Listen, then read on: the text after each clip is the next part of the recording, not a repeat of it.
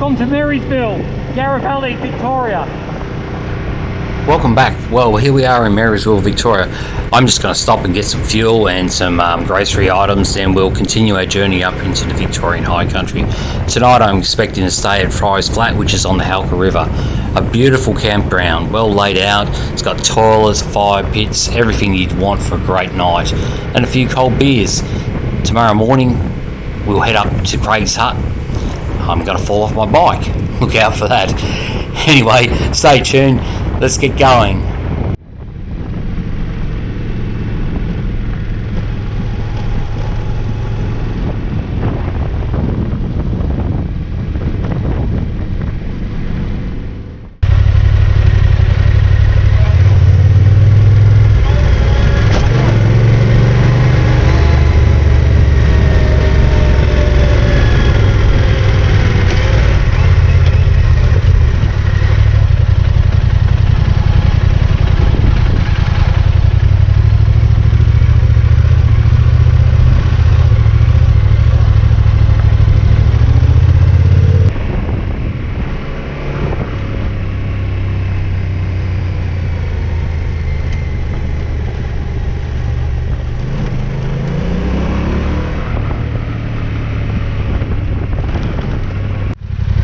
This area is called Knockwood Reserve. It's a camping area, it has toilets. There's quite a few little reserves along this road here between Woods Point and Jamison where you can camp. Free camping. It's fairly awesome. As you can see, it's quite a clean little spot here. Just off the side there you can see there's a bit of a creek line. So water down there, as I said, there's toilets and the like.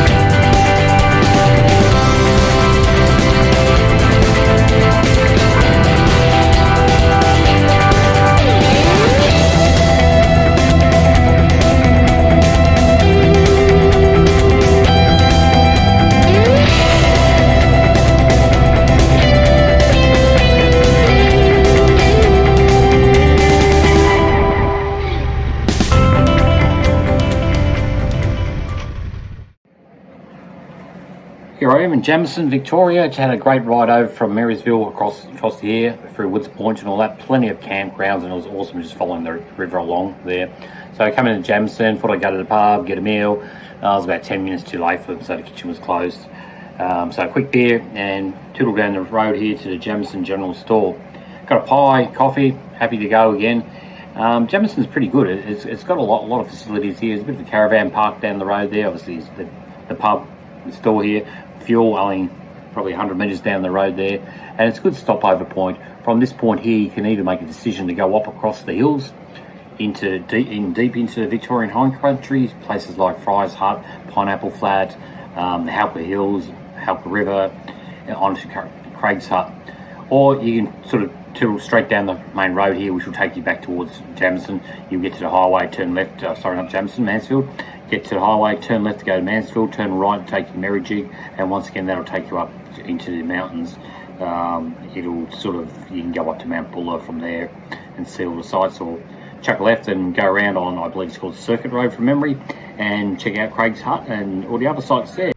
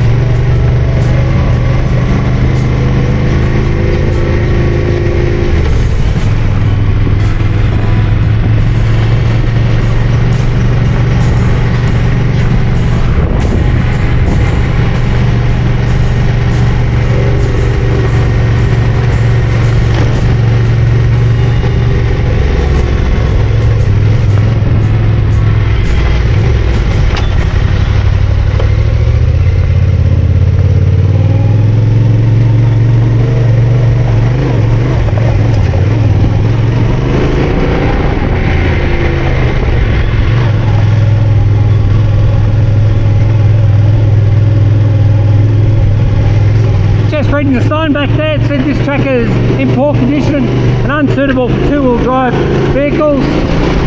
I come up here in winter on the Victorian 1000. It was a lot of fun.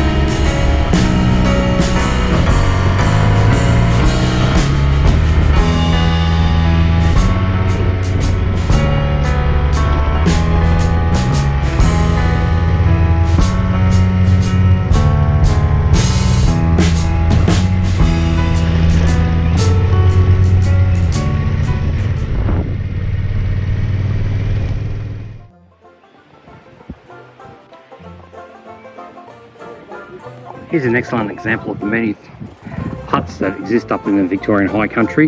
A lot of them used to be used by the cattlemen. This was used by a gentleman by the name of Fry. He was using it right up until I think it was 1971. So sort of worked the area, good old log cabin. It has been restored. It's good to come along and have a look at these things. You can't camp in there, you can't sleep in there, but you're certainly welcome to walk in and have a bit of a look around. It's quite a large dwelling, all fenced off. Campers all around it, but this is, when you get up here, sort of things you're seeking out. Find huts like this, learn about the history. This is right on the Halper River, just down there. There's a few people doing some fly fishing down there, aiming for trout, I dare say. Yeah, it's quite impressive, isn't it? This area here is actually a day visitor area, so it means nobody can camp in here, but you certainly have a bit of a picnic. You can camp outside the fence line there. As you can see, quite a few people there. There are toilets here. It's all over in the background there, one over the other side there. Let's go out in and have a look. Not sure how well this will show up. Oh, it's not too bad. So throughout the hut in the area, you'll find a lot of signs. Speaking of the history of it, this tells of Fred Fry and his workings of the area and the Fry family. It's been put up by Parks Victoria.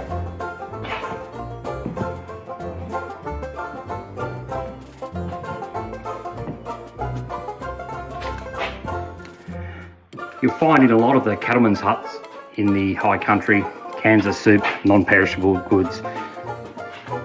Years ago we used to leave a can or two, and obviously they still are doing this sort of stuff, just in case anyone gets stuck up here without any food.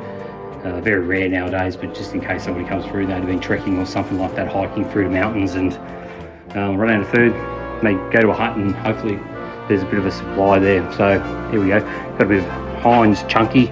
We got chunky something there, can't quite read that, it's a bit dark. So full on flavour, and oh, baked beans. Well, you'll be having a good night if you had those two there for sure.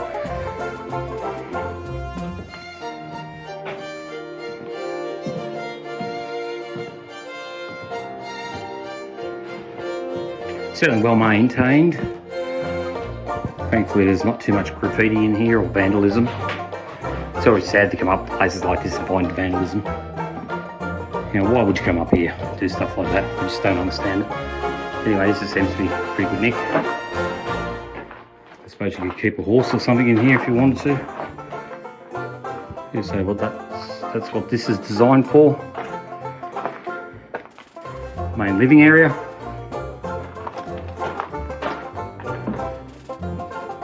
Feed store. Keep your feed and your celery in there. Go through here. Bedrooms. I assume you would have had a kitchen just in here to the side of the fireplace. Magnificent. You can actually buy books on the mountain cattlemen's huts, which will also give you maps, give you a bit of a history of the huts. But you know, this is like the gem at the end of the day. You come out for driving, motorbike riding in the high country, and you find a place like this. They're well noted on maps and the like. You find a lot of information on YouTube. People will find this information here. And seek them out. This was pretty easy to come into. It was a full drive track, not too rugged. If you had a half decent sort of two-wheel drive, you'd get in. Maybe not a sedan, but something like an X-Trail or something like that. I know they're all-wheel drive, but something like that would get through quite easy. They do have warnings up there saying full drive only. There's a poorly maintained track. I think that's what they say, poorly maintained track. Sorry, I'm sort of slurring my words a little bit at the moment. I'm a bit dry, a bit dehydrated. So I'll be going back to the tent in a minute and getting into some beers and some water. Anyway, Fry's flat, Fry's hut. Well, here I am all set up for another night. T7 performed really well today. A lot of dirt roads and a bit hard top as well. It's quite good. Got a little bit dusty there, a bit dry, hot and all that sort of stuff, but that's all part of it. Yeah, tent set up over there. It's a Vango 200. Yeah, not much to say there. It's a tent, isn't it? Yeah. Ground was pretty hard packed. There's quite a few people here camping in this area. It's the weekend, so you get a lot of people up from Melbourne and Shepparton and places like that. But all in all, it's quite good. It's not too bad as far as temperature goes. A little bit of a gusty wind every now and then, but we're going to go over that. I don't think we'll have a fire tonight. Seems everyone else around the area's got a fire going. Who knows, we might mooch into someone else's camp site and see what we can pick up. A few of our fellow motorbike riders up here in the high country. Fry's flat.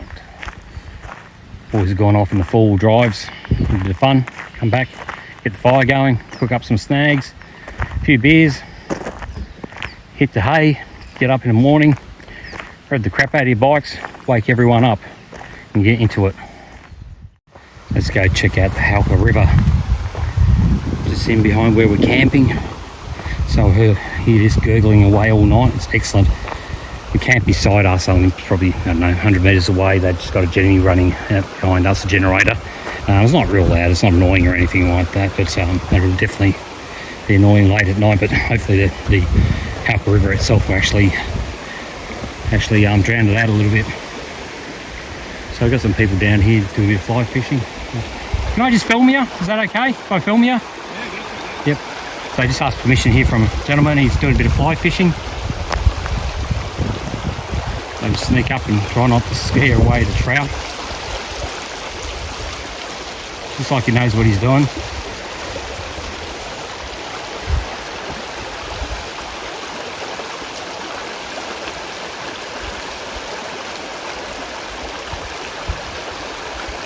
So we don't see a lot of fly fishing in South Australia, but I must say I live in Coromandel Valley, and there's a creek that goes through there, Sturt Creek, and we quite often see some young guys down there doing a bit of fly fishing because there are trout in there. Apparently the trout were released into the system there back in the 70s by one of my neighbours apparently, so but they get into it. Let's see how's he going. I don't know if he's caught any. I can't see any hanging off you. Right. Caught any? I got a little rainbow, yeah. Oh, a little rainbow. Got a little rainbow. How good's that?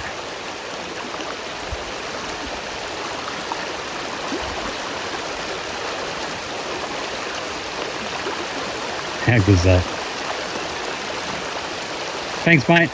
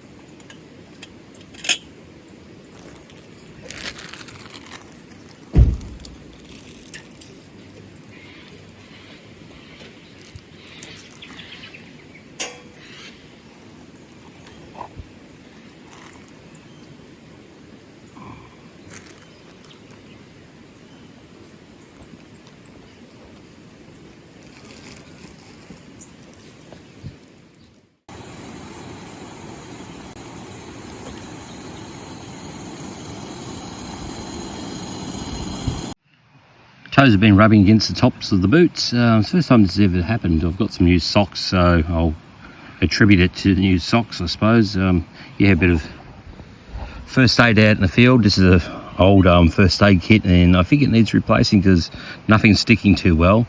So yeah, I think you're supposed to replace them every 12 months, and this is probably about, I don't know, 6 or 7 years old. It's been around. Yeah, it took quite a few attempts to try to get the band-aids to stick. Well, that's one foot done. Let's move on to the next one. It's about 7:30 in the morning. Camp's starting to wake up. Fires are on, billies are going, kids are starting to scream. Typical night in a campsite. A few cars come in late last night. Young lads over on the side there. All these boys come in probably about 11 or 12 o'clock at night. They're very quick to set up, fairly quiet. But you get that in large campsites. Overall, bloody good night. It's not too bad at the moment. Probably about 13, 14 degrees, so I can't complain. A bit overcast, but see what that brings. But looks like the sky's starting to clear up a little bit. All in all, beautiful.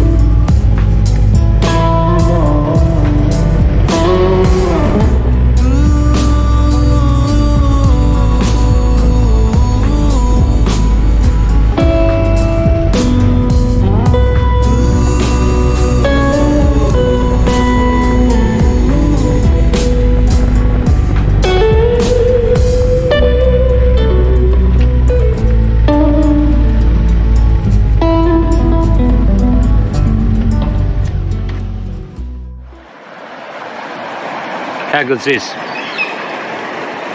This is my first stop for the morning. I've left Fry's hut early this morning there, fueled up using my little portable fuel container, and came across on a track called Timbertop Track, which leads on to Doughty Road and drops down on the main road from Mansfield to Mount Buller.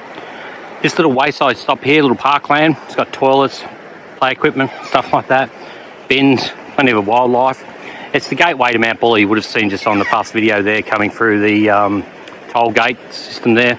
There's no tolls this time of the year. You know, we're at the end of summer, there's no toll, but as we hit winter, there'll be tolls to go up there, and you most likely won't be riding a motorbike up there. It's 14 kilometres from Mount Buller and 32 kilometres from Mansfield. In the winter period, there is a fuel station open just down the road there. You obviously get fuel and coffee, drinks and all that sort of stuff. But it's a bit hit and miss throughout the rest of the year. So I tend to carry fuel on the bike. Fuel up in the morning, and I know from here I can get fuel up at top of Mount Buller, and I can also drop back to Mansfield if I like. It's only 32 kilometres away. So pulled up, just have a bit of a feed, bit of a drink. It's a good spot before I head up on, I believe, the Circuit Road to Mount Sterling and go check out Craig's Hut. Craig's Hut obviously was used in the Man from Snowy River movie. So here's my little setup here, my picnic, sustenance, good quality food there, food of champions. Got my GoPro being charged up by my power bank. I charge that power bank as I drive along, or ride along, should they ride along. So when I stop I can sort of recharge everything else. And at night I can recharge the headsets as well. And the wood gear would sit up on the bike. Bit rough the old setup there. I'm going to get a helmet mount at this stage here. It's just getting me by with that RAM mount. So yeah, a couple of leads coming off there, obviously to the USB point down there. Charge the phone as I'm riding, charge the power bank. The lead sort of comes across into here, and it easily breaks away if I sort of fall off the bike, so no problems there. Fuel just sort of sits up on top of the bag there. I've had some comments, is that all too heavy up there? No, it's not. It's not heavy. It can take it. The racks can take it. No problem at all. Hey, what if I had a 60, 70 kilogram pillion passenger on the back? No problem at all. So it rides quite good. No problems coming across those tracks. That track that I took this morning there, it's an easy going track. A bit rough in a couple of spots you can get through, and basically any size bike, adventure bike, not a problem at all. Full drive, yeah, no problems. There's no creek crossings or anything like that. So yeah, easy. It's a bit of a shortcut. It's a nice track to take rather than taking the main roads, I suppose. That's what it's all about. So I decided not to go on the Circuit Road. When I put Craig's Hut into the GPS, it showed me this scenic way to go, and I went, wow, it's been a while since I've been that way. So it takes you towards the top of Mount Buller, not very far off Mount Buller peak itself, probably a couple of k's away.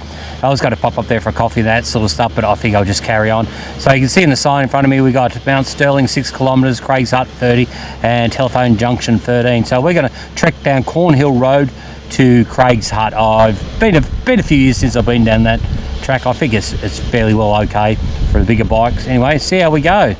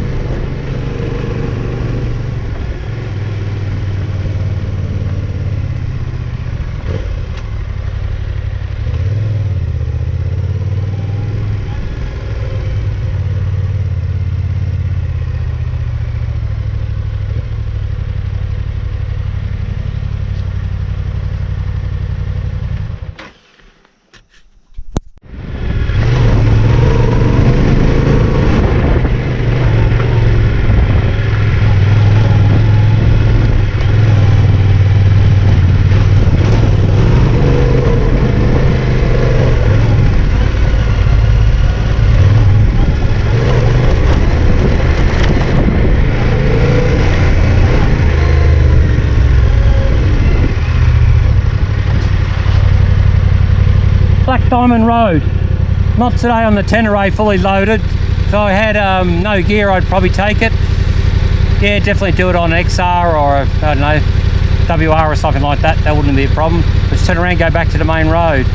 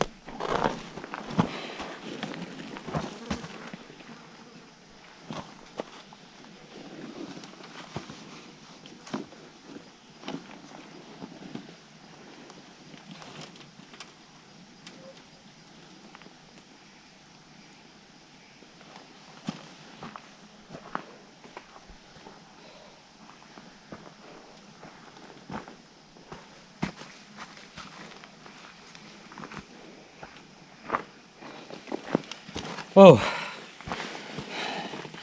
took a little bit of doing. I first tried to lift it up from the side. Obviously gravity wasn't on my side, a bit puffed at the moment. So I decided to grab hold of the handles here and drag the end around. It's pivoting on the handlebar and the side crash bar to get the back wheel pointing downhill. And at that stage there I thought I had half a chance to get the bike up. As you can see, I did. If that wasn't going to work, I'd pivot around even more, so heavy side would be up the hill and I'll be able to lift it. As I lifted it, first thing I thought about, is it in gear so it won't roll away from me, and usually I put my hand on the handbrake, stop it from going away. If it starts to move, stop, reassess, try again. It's best to stop and just think about it, then rush into it. Anyway, we're up. Now we've got to turn around and go back down that track. I know beyond this hill here, when it starts dropping down a little bit, there are some big gaps, so big gaps between rocks and that, but the rocks are quite large. tried to come up a few years ago on bikes, and my colleague that was with me, he got stuck a lot, and I think I dropped the bike once. Doable for sure, a lot easier without all the gear on, the weight. All right, so let's turn around, go back down, and come up another way.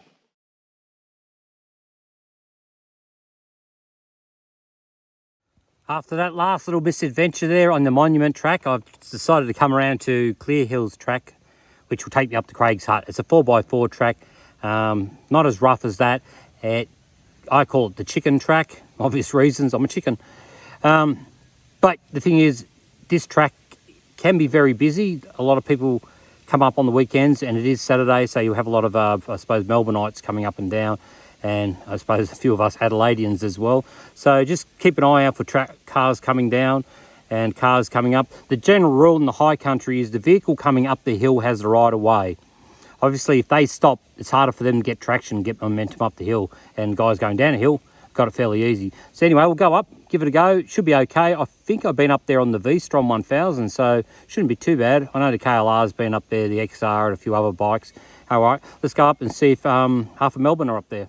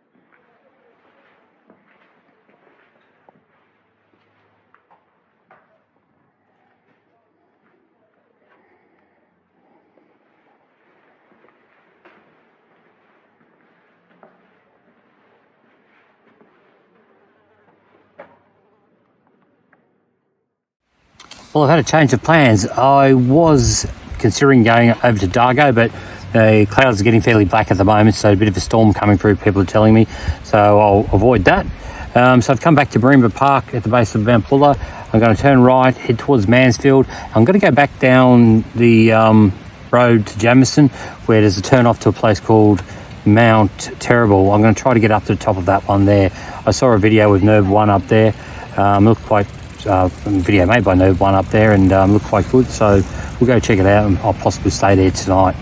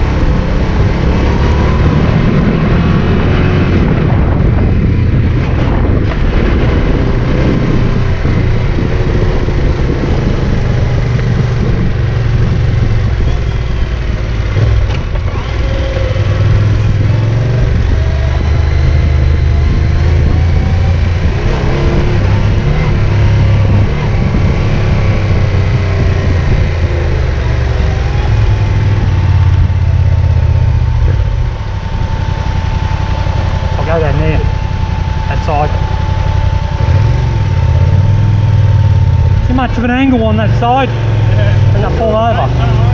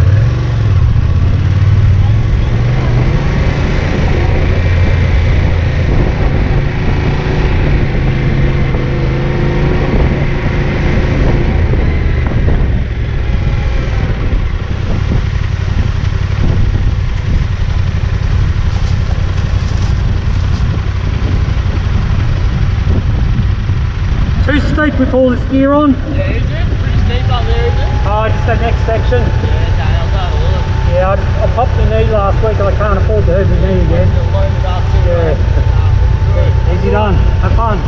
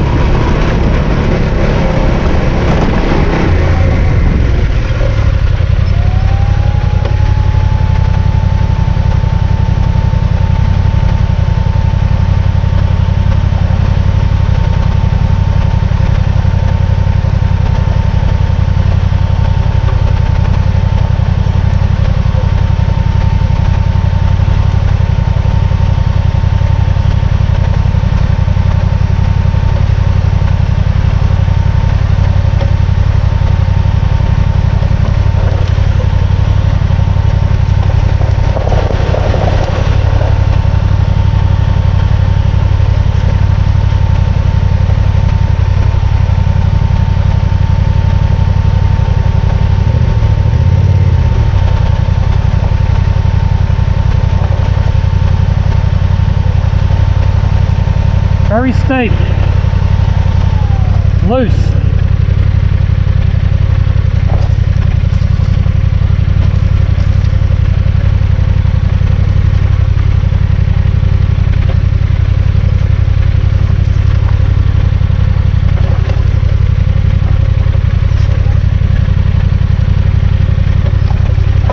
Now once I get to this mound I should be able to let go.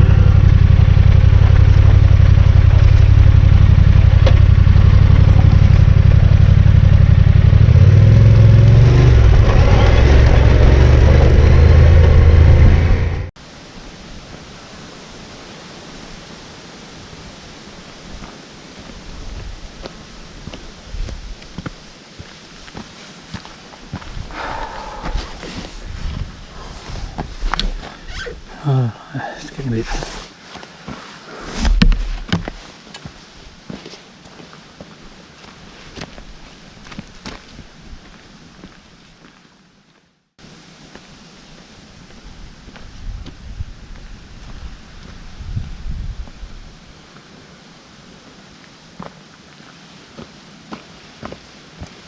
Well, I did find an easy way in. Can't quite see it, but Mount Terrible is just over there and it's quite steep going up it. The clouds are rolling in, Get close so you can hear this. The clouds are rolling in. Been a few spots of rain. Yeah, well, shame because I'm only 4 kilometres from the top. But considering I'm by myself, fully laden, I'm gonna pull the pin. Very sad to do so, but better be safe than sorry.